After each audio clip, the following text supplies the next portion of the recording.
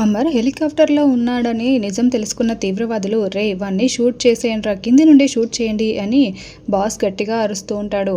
ఈ లోపలే అమర్ ముగ్గురు తీవ్రవాదుల్ని షూట్ చేసేస్తాడు. నేరుగా హెలికాప్టర్ దిగి కిందికి వచ్చి బాస్ తీవ్రవాదిని కాలుతో కొడుతూ ఉంటాడు. బాస్ని హనీని ఇద్దరిని కూడా అరెస్ట్ చేసి కారులో ఎక్కించుకుంటూ ఉంటాడు.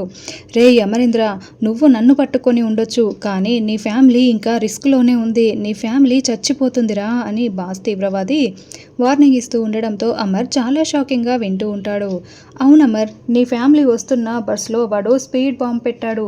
బస్సు రన్నింగ్లో ఉండగానే మీ వాళ్ళందరినీ కూడా ఇప్పుడు నువ్వు కాపాడుకోవాలి, లేకపోతే బస్సు ఆగిందా, బస్సులో ఉన్న వాళ్ళందరూ కూడా చచ్చిపోతారు, బాంబ్ పేలిపోతుంది అని మేజర్ ఆఫీసర్ చెప్పడంతో ఏం పర్వాలేదు సార్, నేను చూసుకుంటాను సింగ్ అని పిలవగానే ఎస్ సార్ అని ఒక ఆఫీసర్ సెల్యూట్ కొడుతూ ఉంటాడు.